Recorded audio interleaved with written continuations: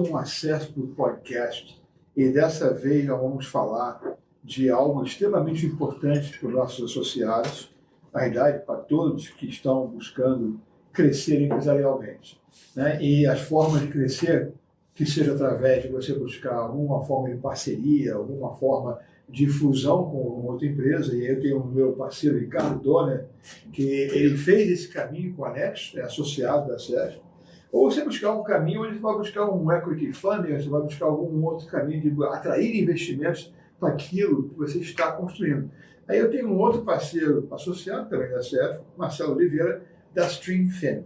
Então eu vou começar com o Ricardo, se apresentar, e só faz aqui um flyby de como é que foi a sua história com a Nexo. Tá bom, obrigado Robert, obrigado. Bom dia, boa tarde para todos. O primeiro, mais importante, fomos associados à CEP desde 96, né? Na verdade, né? Quase 29 anos. Olha, então... isso significa que alguma coisa a CEP está fazendo certo, né? Eu criei a Nexo no ano 96, praticamente na época, hoje em dia tem 29 anos.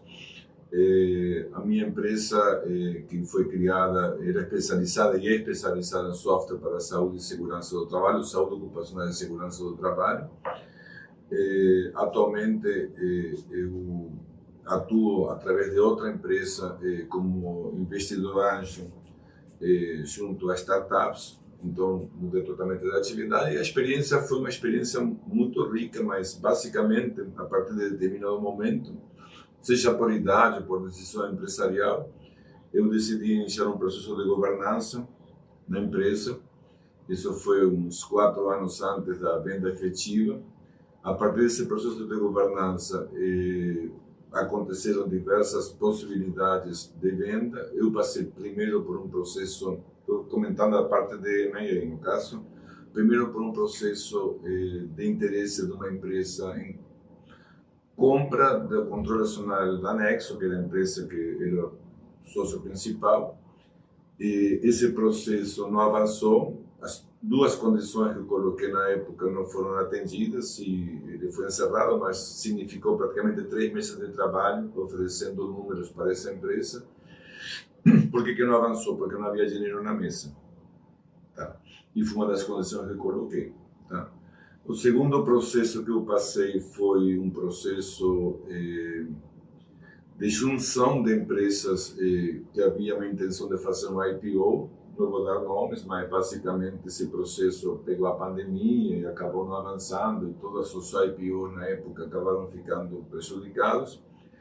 Depois eu passei por mais 2 processos de interesse de compra de outras empresas maiores, muito maiores do que a minha empresa, onde o pessoal fez uma avaliação e, num caso, por motivos estratégicos, decidiram ficar com o produto deles. É uma empresa muito grande, estava comprando outras empresas, acabou não avançando e declinaram. Eles me procuraram e também declinaram. E, no segundo caso, por motivos estratégicos, a empresa decidiu que não interessava do ponto de vista financeiro de faturamento.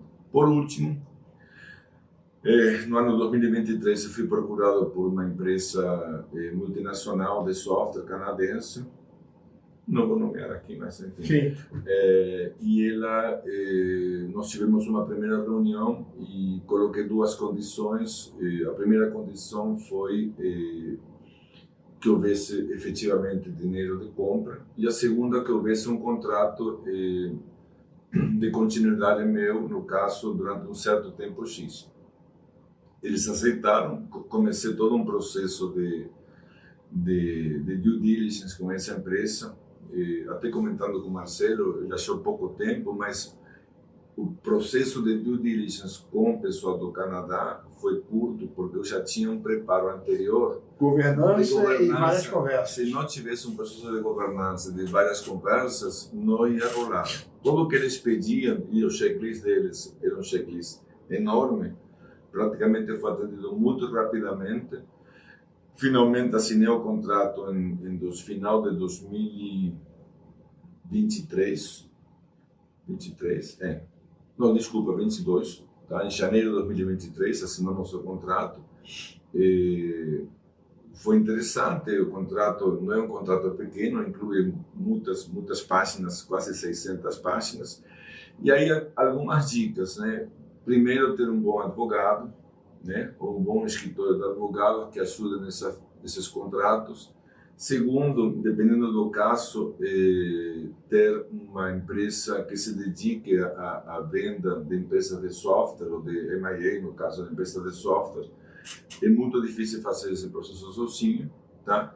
E terceiro, que as condições pessoais estejam de acordo com a que a pessoa quer. No meu caso, foi uma venda de 100% do controle da empresa, mas hoje em dia é super comum, depende da pessoa quer vender 40%, 35%, quer vender 51% da empresa ou do controle acionário da empresa, então depende muito da condição pessoal e da idade e da faixa etária de cada um. No meu caso, eu estava já na época com mais de 60 e poucos anos, não vou falar a minha idade agora, mas vamos falar assim, estou com 67, tá? Então depende da idade mesmo, né? Se a pessoa está na faixa etária de 40, 50, com expectativas de um tipo, é um tipo de processo. E finalmente, para encerrar, a partir de março, a partir de maio desse ano, eu me associei com uma organização, uma empresa que se chama Anjos do Brasil. E a partir dessa associação eu tenho participado de vários processos de investimento em startups. O Paulo Gonçalves. Não, é o Cássio. Direto com São Paulo. É São Paulo direto. É porque aqui no Brasil é o Paulo. Não, mas eu converso mais com o Cássio Spina. Cássio Spina. E com o Flávio Levi também, que é diretor dele. E aí estou agora do outro lado, né? Quer dizer, eu tenho assistido desde junho praticamente a apresentação de quase 20 startups, e aí vendo do outro lado do investimento, né, em startups e as startups apresentando. E das 20 eu escolhi 3, 2 estamos fechando, eu acabei liderando as 2 rodadas de 2 startups, eu como líder, me botaram lá no fogo direto. Porque você está com caixa forte, né? Não passou pelo financeiro apenas não, mas realmente a experiência claro. Mesmo. Então agora estou do outro lado, né? Então nessa análise de startups, o que eu posso falar é que eu sempre olho para 2 aspectos principais, né? Porque eu vi 20 e aí me interessei por 2, elas valem do outro lado para quem se apresenta.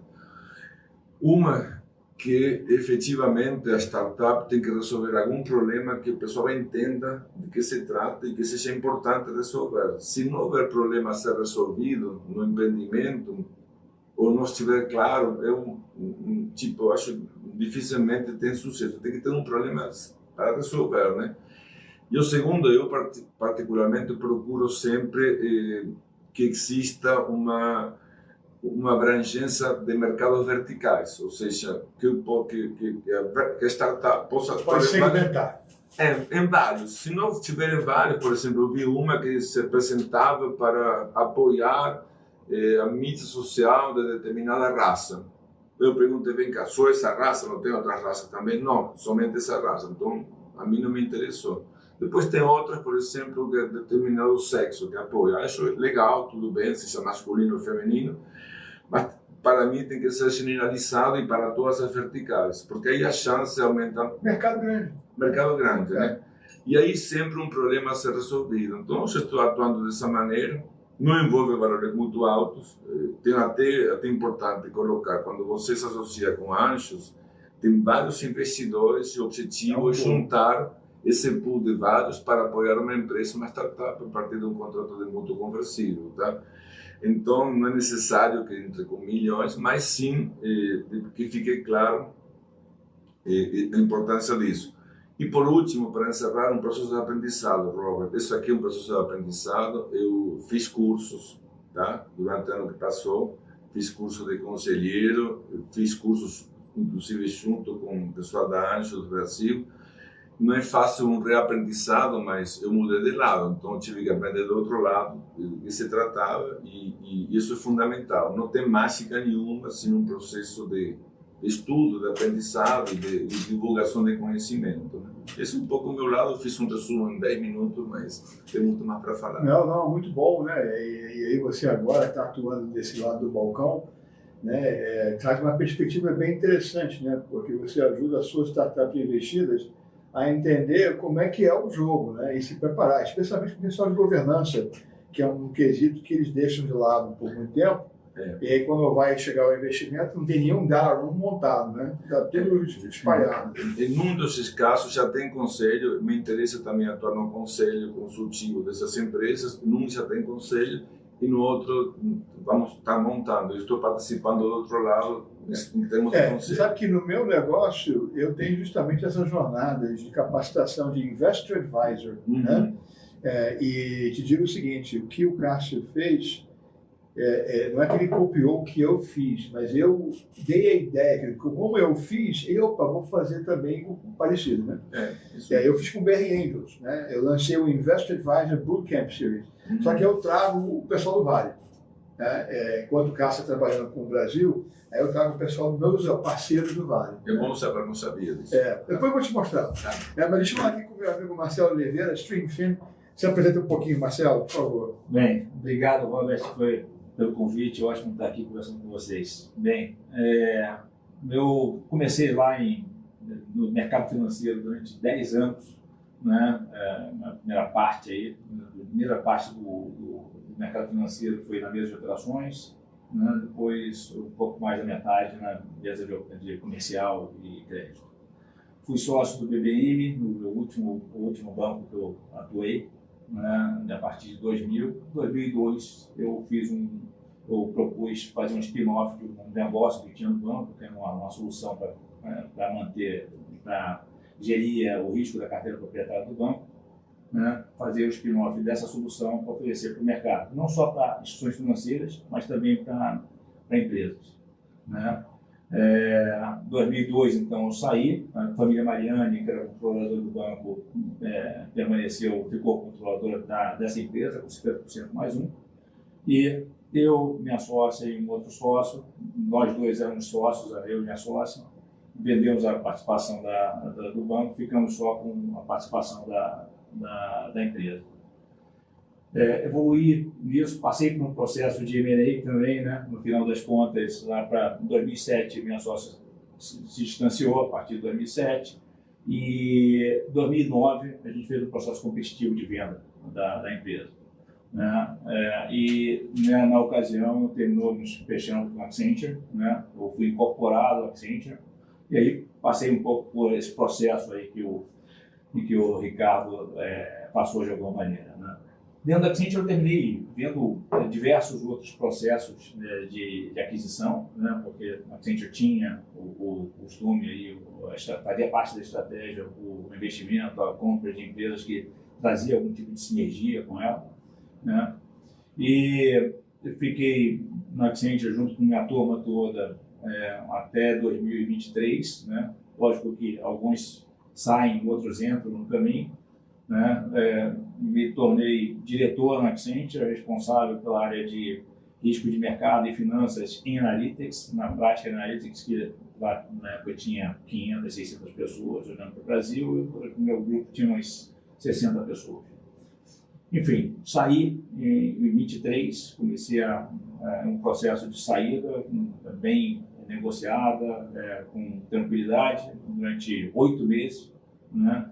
E a partir de agosto de 23 eu comecei a pensar o que eu queria fazer da vida, né? Então, construí aí um caminho de desenvolver uma fintech junto com pessoas conhecidas de longa data, né? E algumas pessoas novas para poder complementar o nosso negócio, né? Então, a partir de junho de 24, eu constituí a empresa, comecei a desenvolver o MVP da plataforma, vou falar um pouquinho o que é, e agora em dezembro a gente terminou esse MVP e está começando a trabalhar com provas de conceito, essas coisas todas, para poder evoluir para o assunto que está aqui, né, que é buscar recursos para aí sim acelerar o crescimento. O que a gente está fazendo é basicamente uma plataforma de engenharia para ciência de dados. Na verdade, a ideia é assim, mudar a dinâmica de contratação, de adoção de AI. Hoje, se você quer fazer uma adoção de AI hoje, fazer um projeto de dados dentro do mercado financeiro ou fora dele, você tem que investir para constituir uma equipe razoavelmente grande para poder viabilizar isso. A ideia aqui é falar assim, pô, vem cá, você não precisa dessa equipe toda, eu te entrego aqui uma plataforma que você, com uma pessoa no limite, você consegue desenvolver seus modelos proprietários, que isso se diferencia. Então a gente está querendo mudar o jogo dessa história, democratizar a adoção de AI, democratizar a adoção de extrair valor do dado, de insights, de maneira com que você reduza o fosso entre as grandes instituições que têm capacidade de investimento e o resto, que são muitas. Vou aqui emendar de primeira, Marcela. E DeepSeek, como é que afetou essa história aí? Bom, não posso deixar. Conta aí pra gente. Na verdade, a gente pode ser mais uma opção, no final das contas. A gente tem uma plataforma, nossa plataforma está integrada com agente de conversação AI, de agente de conversação de linguagem natural para poder sugerir códigos e ajudar essa única pessoa no limite a desenvolver seu próprio projeto de dados. Então, a gente usa o LLM, atualmente a gente está usando o LangChain, que permite com que a gente escolha o LLM que necessário. A gente está direcionado hoje para o OpenAI, para o ChatGPT, mas pode vir a ser mais uma dentro da nossa plataforma para a gente ir melhorando a sugestão de código e, lógico, ganhando eficiência. Então, é bem-vindo. Muito bom, muito bom. Sabe que uma das coisas que... Eu sou investidor anjo, não sou da Anjo do Brasil, eu fui da Anjo do Brasil, né? Mas acabei tendo uma escolha e eu fiquei lá com o qual eu participo da Califórnia, que é o Sandy Langers, e também no Barcelona Ventures, né? E sou uma aceleradora. E se me perguntar, me dá uma única palavra-chave para que eu possa ter vontade de continuar conversando com você, para ver se eu quero investir, a palavra-chave seria clareza. E aí eu digo que é clareza de propósito, clareza de como é o go-to-market, clareza na dor que você resolve, que você mencionou essa palavra aqui na sua conversa. Né? Tem que ter um problema a resolver, dor, né? Tem que ser claro, né? E aí eu queria que você compartilhasse um pouco que mais que você está aí agora, que está do outro lado do balcão, está percebendo que são peças fundamentais para você compor na sua variação, na sua análise, quando você está buscando investimento. Está buscando investir. Não é um checklist exato para todo mundo, mas um dos pontos é eu tenho visto uma cobrança em relação a conselho consultivo, né? O pessoal pergunta, vem cá, essa empresa tem conselho consultivo? Pode até ser informal, mas é uma forma de arredondar mensalmente ou bimensalmente um monte de bolas que às vezes estão quadradas ou estão ovais. Quer dizer, você tem um acompanhamento de fora da empresa junto com o gestor. Um outro ponto é o compromisso, viu, Robert? Quer dizer, eu vou conversar com a startup, o cara está começando uma empresa, tá bom. Qual é a participação? Eu tenho visto situações onde o próprio CEO dessa startup que está começando não tem uma participação significativa como sócio dessa empresa, dentro do cap table. Eu já vivi essa experiência do outro lado, tem que estar o dele na jogada e efetivamente compromissado, senão o negócio não anda. Então, toda a questão do conselho consultivo da empresa estar constituído ou estar com vontade de ter. Por outro lado, ter efetivamente o compromisso, seja de 40% das ações, 50%, 60%, qualquer percentual é importante. E a questão da dor a resolver é importante, e a questão, a partir do investimento anjo, de garantir que exista uma forma de acompanhamento formal ao longo do tempo. Porque, tipo, eu investi nessa empresa e coloca, assina o contrato, e depois, o day after, como que fica? Daqui a 1 ano, 2 anos, esqueceu que fez um contrato de mútuo, esqueceu que tem um exit da empresa, então tem que ter uma definição muito clara desse papel. O conselho consultivo formado junto com essa atuação de contrato assinado, junto com o investimento, eu considero fundamental. Não havendo um acompanhamento posterior, o negócio fica meio na incógnita, né? Então, voltando, compromisso do CEO da empresa ou do sócio, seja 30, 10, 15, 20% do conjunto, aí o cap table dessa empresa, e dor a resolver, e a constituição posterior, se não tiver, de um conselho consultivo. Se já tem, ótimo, quais são os membros, quanto se reúne, qual a frequência, etc. E se não tiver uma vontade de ter esse conselho consultivo, a minha experiência agora do lado do empresário, nós fizemos um processo de governança com o conselho consultivo durante 4 anos. Eu destinei praticamente, junto com os diretores da empresa, um sábado de cada mês, de 8 da manhã até 2, 3 horas da tarde, só para fazer esse acompanhamento. É duro, mas foi a única forma que eu visualizei na época, e hoje em dia os mecanismos de reuniões internet, online, facilita, né? Porque não tinha que estar nem deslocamento, tem pessoas, às vezes está em São Paulo, nós estávamos no Rio, etc. Então esse processo é fundamental de ter isso na vontade da empresa, estar tendo esse acompanhamento.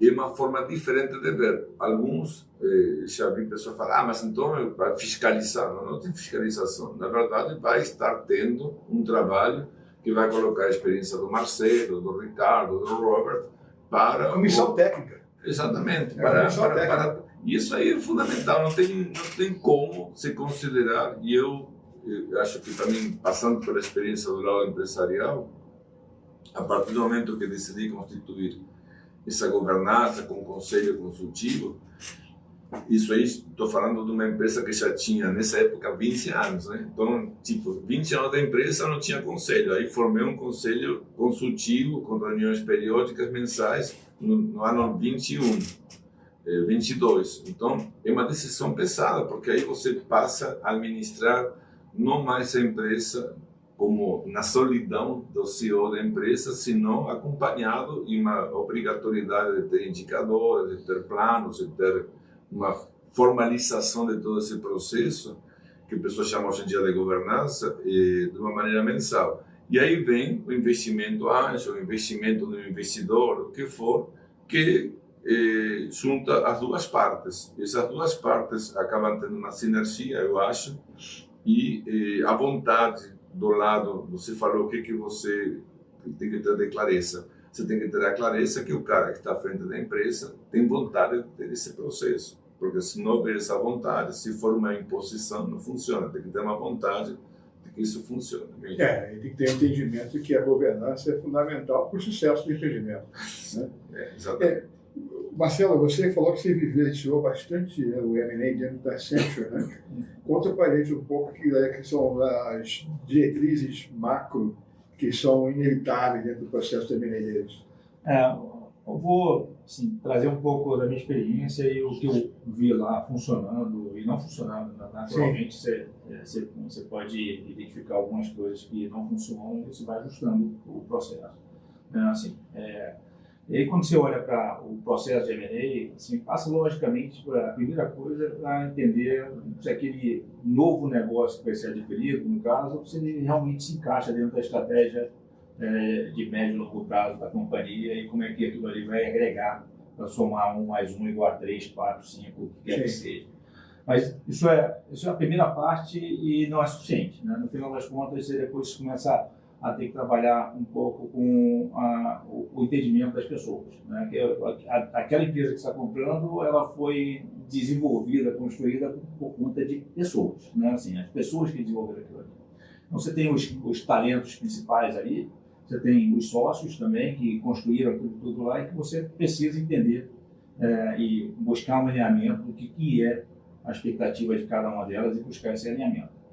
Né? E aí, assim, eu acho que essa parte é super importante. Né? A parte talvez seja mais importante do que saber se aquilo ali vai efetivamente dar mais ou menos resultado. Assim, pessoas, porque a partir dali você vai juntar um grupo de pessoas que tem uma cultura com um grupo de outras pessoas que tem outra cultura, né? E que ambas têm que estar com aquele objetivo claro, aquele business case lá da aquisição tem que estar muito bem alinhado, porque aquele cara tem que estar comprado o que ele vai fazer junto com aquilo ali e vai entregar aquele negócio.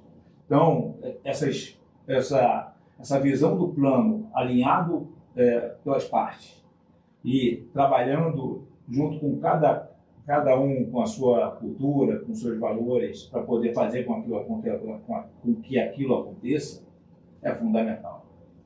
É fundamental. Assim, eu acho que eu até olhando para os processos que eu vejo, eu acho que o primeiro ano pós-aquisição, de integração, ele é mais dedicado a trabalhar nessa integração, nessa acomodação das pessoas, identificação de como é que a gente vai entregar aquele plano juntos, sem pressa, porque a comunicação nesse primeiro ano é fundamental para você não perder de quem você vai precisar para poder entregar esse plano, né? E no final, assim, e se você abrir mão disso, o risco é que as pessoas só percebam o lado ruim da mudança, porque dificilmente ela vai ter capacidade de entender quais são os canais para descobrir o que ela está ganhando.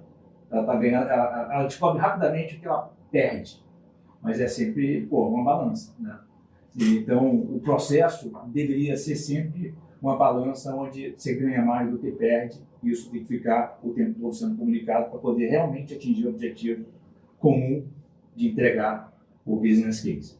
Então, eu vejo isso com muita clareza, de que cuidar de pessoas é fundamental. Eu complementaria com o cliente, na visão do cliente, quer dizer, verificar realmente se essa empresa tem uma visão orientada para o cliente ou não, porque hoje em dia você vê situações que o pessoal não está muito orientado para o cliente. O peopleware é fundamental, o software também, mas às vezes você não vê uma orientação do cliente, até que ponto o cliente é considerado uma peça fundamental para essa empresa, né? Mas aí quando você fala cliente, você está referindo nesse novo contexto, a partir da fusão, se isso realmente tem mérito com o cliente. Antes e depois. Eu acho antes e depois. Por exemplo, eu passei por processo de due diligence onde foi solicitado verificar a nível do cliente como que estava, o conceito que o cliente tinha da empresa. Isso é fundamental. A Anjos do Brasil faz isso. Eu tenho uma startup no meu portfólio que acabou que a Anjos do Brasil não entrou porque veio um acespiano e furou a fila. E eu não pude deixar não furar a fila porque ele era parceiro nosso, né? Sim. Mas a Anjos do Brasil faz uma coisa muito legal, que ela tinha lá o comitê que ela monta e tem alguém que vai lá falar com os clientes para saber qual é essa relação da dor, né, com o cliente. E na M&A, né, eu digo que a fusão, a primeira coisa que acontece com a fusão é a confusão. Mas aí é para as pessoas, né? Porque você tem um choque de culturas, né? E se você não dá atenção, porque ela vai existir, não tem jeito, né? Não tem culturas iguais. E se você não dá atenção, e como é que você vai ajeitando, né? Porque vai ter ruído de alguma maneira, e você tem que, ok, vai ter ruído, como é que a gente apara as arestas, né? E vai construindo uma nova cultura. E aí, quando a gente fala de cultura de empresa, eu vou fazer uma provocação aqui, porque tem um livro do Peter Thiel, que é o PayPal, que é o 0 para 1, 0 to 1, que é o maior desafio da startup é esse, é conseguir fazer a primeira venda. Fiz a primeira venda, deixa eu repetir esse processo que eu consegui vender várias vezes. Mas ele fala nesse livro que uma coisa que para mim eu vejo cada vez mais como realmente uma realidade, que não é você ter uma cultura na empresa, é a empresa ser a cultura. A cultura está tão embutida dentro do DNA da empresa que a empresa é isso, essa é a minha cultura. A empresa é esta cultura, né? E aí, como é que a gente mitiga essa confusão, né? E é interessante você falar com pessoas, Marcelo, e o que era feito então para fazer esse aculturamento, né? E aí você falou de ir devagar, né? Tem alguma coisa que você pode compartilhar de coisas efetivas que eram realizadas para poder fazer esse aculturamento lento? Assim,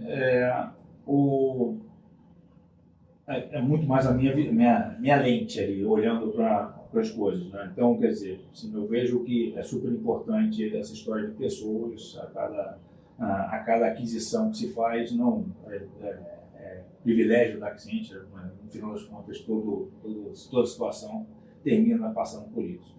Mas tentando responder a sua pergunta, Robert, eu acredito que você tem que ter um bom plano de Post-Merger Integration, né? Um PMI.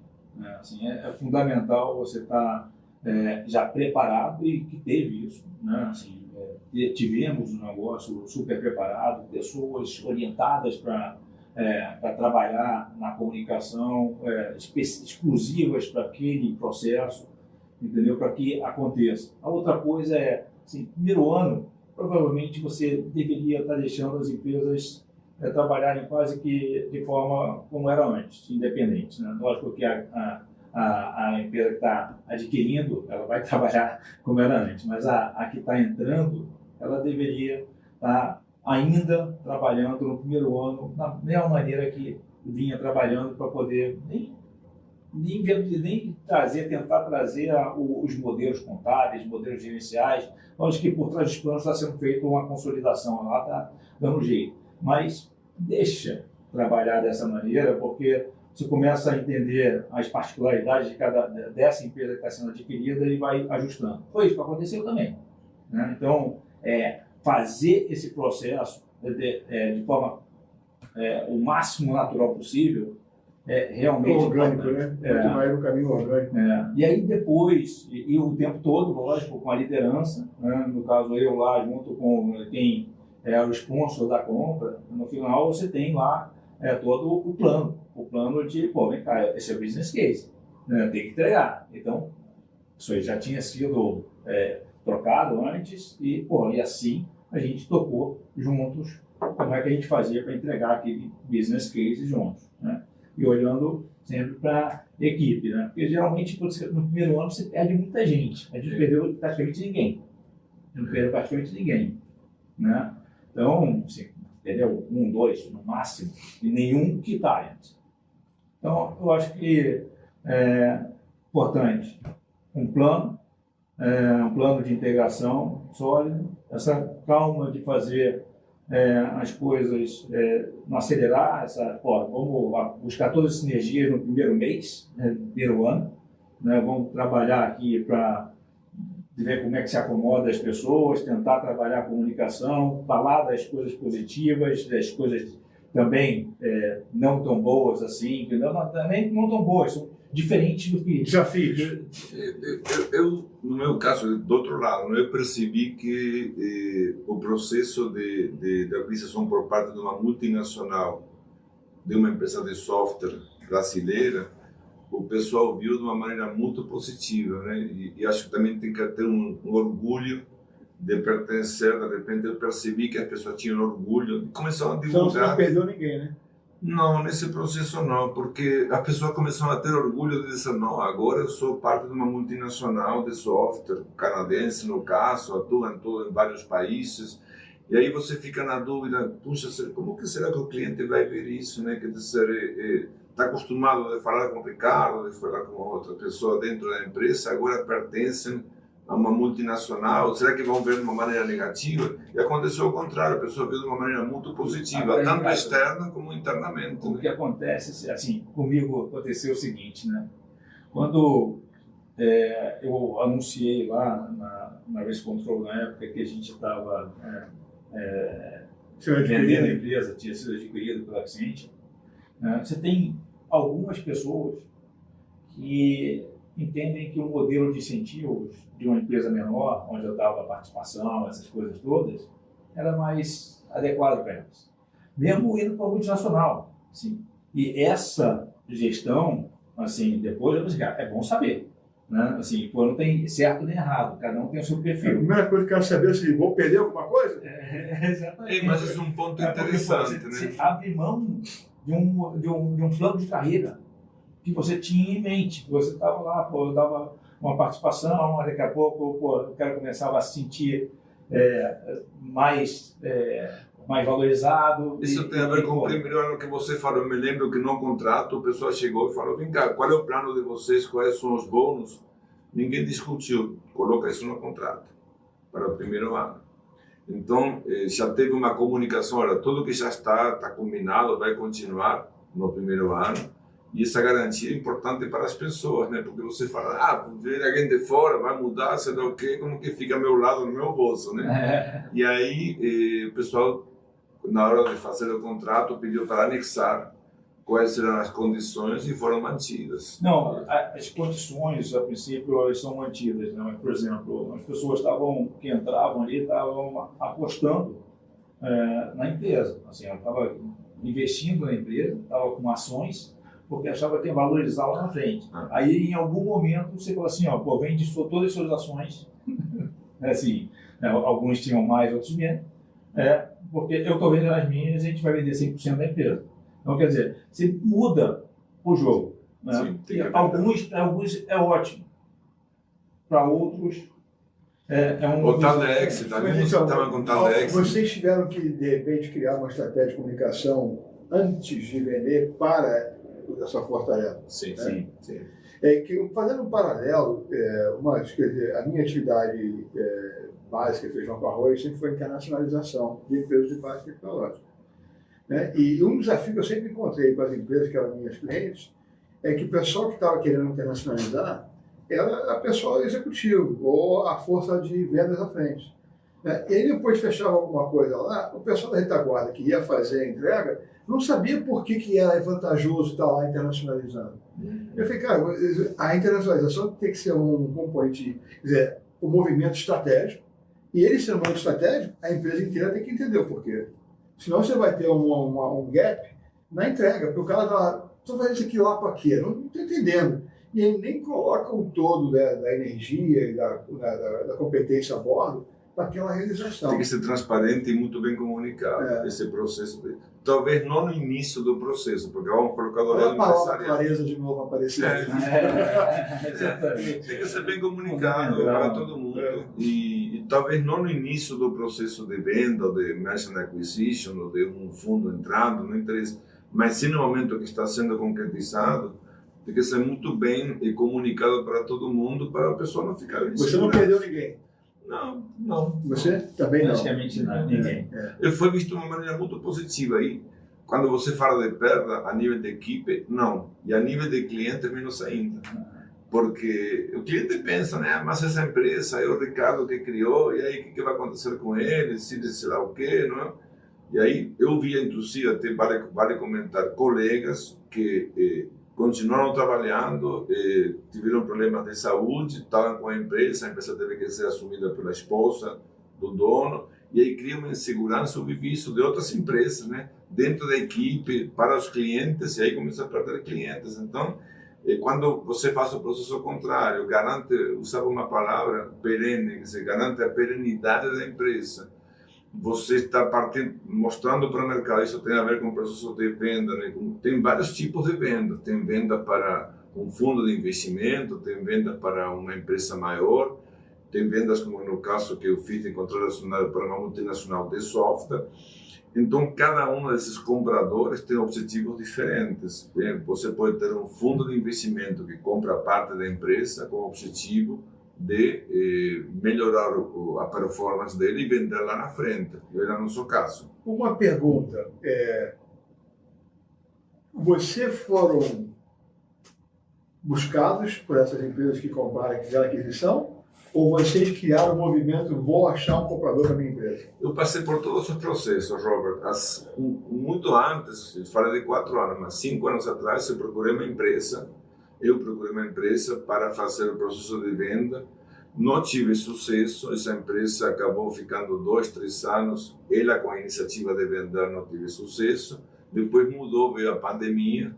Eu atuava numa área de saúde ocupacional, que na pandemia acabou tendo bastante demanda. E durante esse processo que nós passamos da pandemia, eu comecei a ser procurado. Então, ao mesmo tempo que comecei a ser procurado, eu comecei a selecionar aquilo que eu achava que garantia uma perenidade maior da empresa, não apenas do ponto de vista do meu bolso, sino do ponto de vista de perenidade. No meu caso particular, sempre me interessou garantir que a empresa, sem Ricardo, continuasse, porque em definitiva você cria um filho, né? É um legado, né? Isso aí é um legado. Então eu fui primeiro na atividade de procurar, foi muito antes da pandemia, não foi muito positivo, mas durante a pandemia eu comecei a ser procurado e aí foi diferente o processo porque eu sabia quais eram minhas prioridades e quais eram as prioridades dos outros. Eu fui procurado por vários fundos de investimentos e a prioridade deles era multiplicar a EBITDA para vender mais na frente, mas isso não me interessava. Também fui procurado por empresas maiores que eu poderia, a empresa que eu tinha criado, que era a Nexo, poder fazer parte dessa empresa, mas por motivo A ou B do lado deles, o nosso acabou não avançando. E especificamente no mercado atual, o empresário, né, os sócios têm que pensar o que eles querem. Se eles querem continuar, ou eles querem vender, ou eles querem multiplicar, depende de cada caso. Eu fiz essa pergunta porque no papel de investidor anjo, né, ou apoiando as startups, a gente diz o seguinte: quem escolhe é o empreendedor, que escolhe o investidor. E não ao contrário, né? Eu me lembro que eu, quando vendi a minha empresa de eventos, que estava focado muito no contexto de cybersecurity, por favor, obrigado. Eu, quando decidi vender, e aí foi uma iniciativa minha, eu sabia exatamente para quem eu queria. E eu fui lá, peguei o avião, fui Washington Black Hat, é você. Aí eu me deparei com uma situação que eu tinha acabado de vender a Black Hat para um cara da Califórnia. Tudo bem que lá na Califórnia era meu quintal, eu conhecia bem, eu peguei o avião para a Califórnia e deu tudo certo. Mas foi uma escolha milaneira, porque assim, eu vou ter continuidade, eu vou ter perenidade. Não? O que eu construí não vai ser jogado fora, né? E eu vou fazer um encaixe belo para todo mundo. Né? Como é que foi com você, Marcelo? Não, o nosso processo foi... A gente iniciou o processo competitivo. A gente contratou um advisor para fazer o processo de venda da empresa, criei todo o material, assim, selecionamos algumas empresas que poderiam se interessar e aí fizemos o processo competitivo. Sim, toda essa experiência termina me trazendo o outro lado, né, que eu vejo claramente que faz sentido você sempre estar considerando uma aquisição para poder acelerar a sua estratégia, se for o caso. Né? Assim, então, hoje, eu não estou procurando isso, né? Mas se por um acaso surgir uma oportunidade para acelerar a estratégia, sim, sem dúvida nenhuma, olhando muito bem para cada uma dessas dimensões, principalmente de pessoas, né? Sim. Pode ser que se encaixe e faça sentido dentro da estratégia, mas a princípio orgânico, um crescimento orgânico, mas a ideia é que... E se fosse, não foi colocado, se fosse um competidor que procurava vocês para comprar? Porque no meu caso eu não queria nenhum competidor me comprando, né? Já tinha essa definida, né? Até porque ele pode não estar comprando, né?